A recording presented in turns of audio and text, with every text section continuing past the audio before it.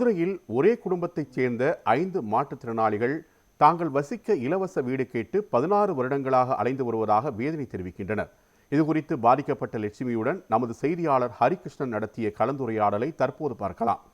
மதுரையில் ஒரே குடும்பத்தைச் சேர்ந்த 5 நபர்களுக்கு காது கேட்காது, வாய் பேச முடியாத சூழலில் வசித்து வருகிறார்கள். தற்போது அவர்கள் வசிப்பதற்காக ஒரு வீடு ஒன்று கேட்டு மதுரை மாவட்ட ஆட்சியரிடம் தற்போது மனு அளித்திருக்கிறார்கள். அவருடைய கோரிக்கையில் என்ன என்று பேசுவதற்காக தற்போது லட்சுமி அவர்கள் நம்மோடு இருக்காங்க. அவங்ககிட்டே பேசலாம். ஆமாம், அந்த 5 பேரில் உங்களால் மட்டும்தான் பேச முடியும். உங்களால் மட்டும்தான் பேச கேட்குறீங்க. கலெக்டர் கவர்மெண்ட்டுக்கிட்ட என்ன கேட்குறீங்க? கவர்மெண்ட்டுக்கிட்ட நாங்கள் இருக்க வீடு கேட்குறோம். 5 மாற்றுத்திறனாளிக்கு 2 வீடாக போட்டு எங்களுக்கு வாழ்வாதாரத்துக்கு, அடிப்படைக்கு வசதிக்கு, வாழ்வுறதுக்கு உதவி செய்யணும். வாழ்வாதாரத்துக்கு உதவி செய்யணும். எத்தனை வருஷமா மனு கொடுத்துருக்கீங்க? ஏதாவது சொன்னாங்களா? 16 வருஷமா மனு கொடுத்துருக்கோம்.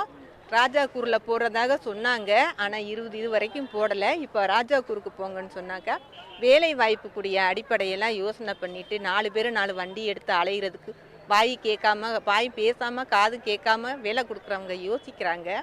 எங்களுக்கு இருக்கிற பகுதியில் வேலை கிடைக்குது. அந்த மாதிரி நீங்கள் எங்களுக்கு ஏதாச்சும் ஒரு அடிப்படை பஸ்ஸு, காரு, வண்டி போகிற போக்குவரத்துக்கு தோதான இடமா பார்த்து கொடுத்துட்டு எங்களுக்கு நன்றி கூறுங்க ஐயா. எவ்வளோ சிரமமாக இருக்குது நீங்கள் போயிட்டு வர்றது? இல்லை கூட நாங்கள் இப்போ நிறையா நான் மனநல குறைவாக இருக்கேன். எனக்கு மனநல பாதிப்பாக இருக்குது. ஒரே குடும்பத்தில் நான் தான் நிர்வாகம் பண்ணுறேன். உழைச்சி பொழைக்கிறதுக்கும் வேலை கொடுக்கறதுக்கு யோசிக்கிறாங்க. காது கேட்கல, வாய் பேசலைன்னா அவங்க வேலை கொடுக்குறவங்களுக்கு கண்டிப்பாக சிரமந்தான். எங்களுடைய அடிப்படை வாடகை வீட்டில் பல காலம் குடியிருக்கோம். எதுவுமே கிடையாது.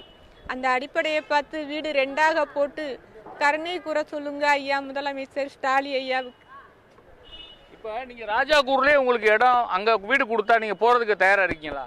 அங்கே இருந்து தேறி வந்து கண் தெரியாதவங்க கூட நின்றுவாங்க கூப்பிட்டா. இவங்கனால அது ஏல முடியாது. அதனால எங்களுக்கு இப்போ கொஞ்சம் பக்கத்திலே பார்த்து போட்டு கொடுங்க. கருணை காட்டி ஸ்டாலின் ஐயாவை பார்க்கறதுக்கு ஒரு வாய்ப்பு கொடுங்க. எங்களுக்கு மிக மிக நன்றியாக இருக்கும். இவருடைய கண்ணீர் மல்கை கோரிக்கை என்னவாக என்பதால் இவருடைய அன்றாட வாழ்வாதாரம் என்பது நகருக்குள்ளாகவே இருக்கிறது.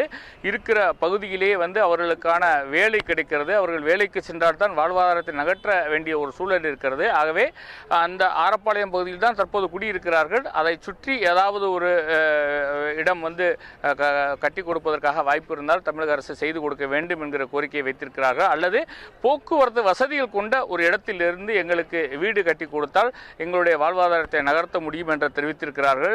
ஒரே குடும்பத்தில் 5 பேருக்கு இந்த மாற்றுத்திறனாளிகளுக்கான பாதிப்புகள் இருக்கிறது. ஆகவே அவருடைய கோரிக்கையை ஏற்று தமிழ்நாடு முதலமைச்சர் உரிய தீர்வு காண வேண்டும் என்பதுதான் பிரதான கோரிக்கையாக இருக்கிறது. ஒளிப்பதிவாளர் திருப்பதியுடன் செய்தியாளர் ஹரிகிருஷ்ணன், நியூஸ் 7 தமிழ், மதுரை.